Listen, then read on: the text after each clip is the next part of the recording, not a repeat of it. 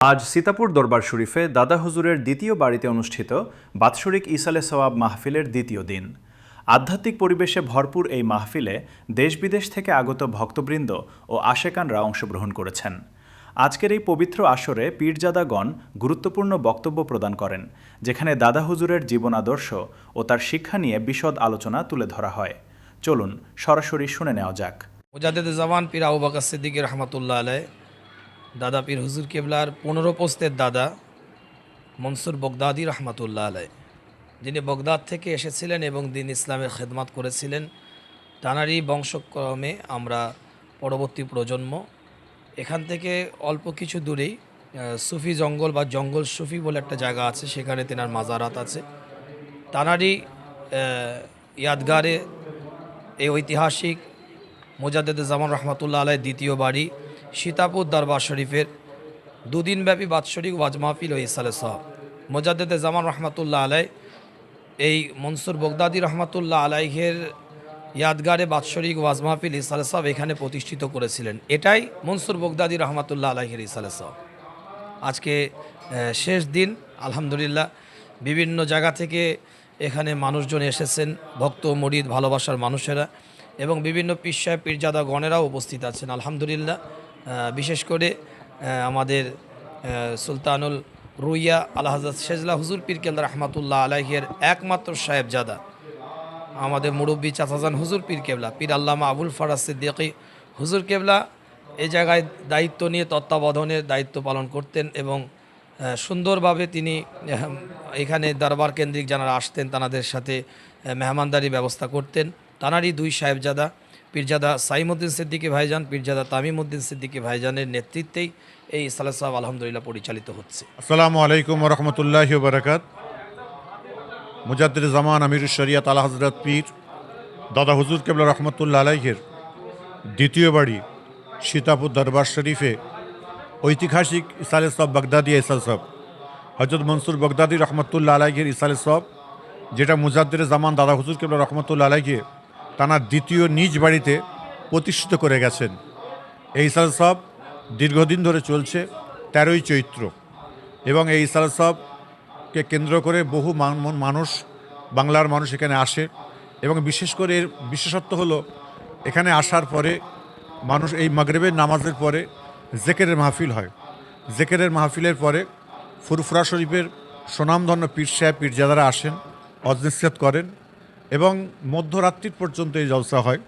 এবং এই জলসা মুজাদ্দেদে জামান দাদা হুজুর কেবলা রহমতুল্লাহ আলাইকে তিনি যখন প্রতিষ্ঠিত করে গেলেন, তাঁর প্রতিষ্ঠিত করার পরে এই ইসালে সওয়াবের দায়িত্ব আলা হযরত পীর শেজলা হুজুর কেবলা রহমতুল্লাহ আলাইহির কাছে ছিল। আলা হযরত পীর শেজলা হুজুর কেবলা রহমতুল্লাহ আলাইকে তিনি নিজ হাতে এই দায়িত্ব পালন করেছেন।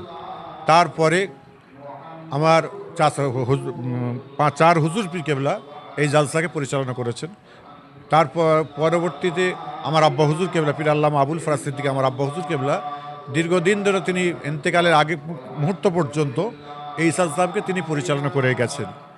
এবং এই ইসালে সওয়াব থেকে আমরা একটাই বার্তা দেব যে বাংলার মানুষ অনেকে বিভ্রান্তির মধ্যে পড়ে আছেন এবং খুব শোচনীয় অবস্থার মধ্যে আছেন। তার জন্য তাদের সকলকে আমরা আজকে যে দেশের ভোট একটা আসছে, ভোট আসার জন্য মানুষ দ্বিধাদ্বন্দ্বের মধ্যে পড়ে যাচ্ছে। দ্বিধাদ্বন্দ্বে না পড়ে আজকে দেখতে পাচ্ছি যে সকল আমাদের পরিচিত মানুষ যাদের নামগুলো আজকে সাইড থেকে ছিল না, যাদের বিচারাধীন ছিল, সে নামগুলো আজকে উঠে আসছে। তার জন্য দেশবাসীকে এবং সারা বিশ্বের মানুষকে আমি একটাই বার্তা দেবো, আমাদের কাছ থেকে সাম্প্রদায়িক দূরে সরে থাকুক। আমরা সম্প্রীতির মানুষ, সম্প্রীতির বাংলা যেন আমরা করতে পারি, এই বাংলা গড়ে আমরা যেন চলাফেরা করতে পারি। এবং ফুরফুরা শরীফের মুজাদ্দেদে জামান দাদা হুজুর কেবলা রহমতুল্লাহ আলাইকে তাঁর বাল্যজীবনে লেখাপড়া 1751 সালের মাদ্রাসা এই সীতাপুর ইন্ডাউমেন্ট সিনিয়র মাদ্রাসা। দাদা হুজুর কেবলা রহমতুল্লাহ আলাইকে তিনি ফুরফুরা শরীফের থেকে এখানে বেশি থাকতেন। এখানে মার্টিন ট্রেনের রাস্তা ছিল, এখান থেকে উনি কলকাতা বা যে কোনো প্রোগ্রামে যেতেন, এখান থেকে যেতেন। দাদা হুজুর কেবলা রহমতুল্লাহ আলাইহের তাঁর জীবনী যদি বলা হয় অনেক সময় চলে যাবে, কিন্তু দাদা হুজুর কেবলা যে আমাদের কাছে যে আলো, যে আধ্যাত্মিক পাওয়ার আমাদের কাছে দিয়ে গেছে, সেই আধ্যাত্মিক নিয়ে আমাদের প্রত্যেককে চলা দরকার। এবং মুজাদ্দিদুজ্জামান দাদা হুজুর কেবলা রহমতুল্লাহ আলাইহির এই ইসালের সবগুলো তার নিজ হাতে 25টি ইসাল সবগুলোতে আমাদের সকলকে খেয়াল রাখতে হবে। এবং এই ইসালের সব যেরকম বাগদাদিয়া ইসাল সব মনসুর বাগদাদি রহমতুল্লাহ আলাইহি অনেক জায়গায় হতে পারে, কিন্তু দাদা হুজুর কেবলা ইসাল সাহ, দাদা হুজুর কেবলা যে মনসুর বাগদাদি রহমতুল্লাহ আলাইহি ইসাল সাহ তৈরি করে গেছেন, এই জায়গায় তিনি প্রতিষ্ঠা করে গেছেন সীতাপুর দরবার শরীফে। মুজাদ্দিদে জামান ফুরফুরা শরীফ দাদা হুজুর রহমতুল্লাহ আলাইহের দ্বিতীয় বাড়ি। এই বাড়িতে মুজাদ্দিদে জামান দাদা হুজুর কেবলা রহমতুল্লাহ আলাইহে ইসালে সাহেব প্রতিষ্ঠা করেছিলেন। সেই ইসালে সাহেবই এখন পর্যন্ত চলছে। গতকালকেও হয়েছে এবং আজকে অর্থাৎ 13ই চৈত্র 28শে মার্চ আজকেই শেষ দিন এবং আখেরি মোনাজাত আমাদের রাত 1টা থেকে 1:30টার মধ্যে হবে। এটি মূলত দাদা হুজুর কেবলা রহমতুল্লাহ আলাইহে তার 15 পোস্তের দাদো জনাব মনসুর বাগদাদি রহমতুল্লাহ আলাইহের স্মরণে করেছিলেন। এবং আমার দাদুজান আলা হজরত পীর সেজে হুজুর কেবলা রহমতুল্লাহ আলাইহে 12ই চৈত্র দাদা হুজুর কেবলা রহমতুল্লাহ আলাইহের নামে প্রতিষ্ঠা করেছিলেন। তাদের সেই রেখে যাওয়া স্মৃতি এখনও আমরা বুকে আঁকড়ে এই ইসালে সাহেব চালিয়ে যাচ্ছি। এবং প্রতি বছরে ইসালে সাহেবের একটা বিশেষত্ব হলো যে যখন যে পরিস্থিতি আসে সেই পরিস্থিতি অনুযায়ী এই ইসালে সাহেবের আখেরি মোনাজাতে দোয়া চাওয়া হয় পরম করুণাময় রব্বুল আলমিনের দরবার শরীফে।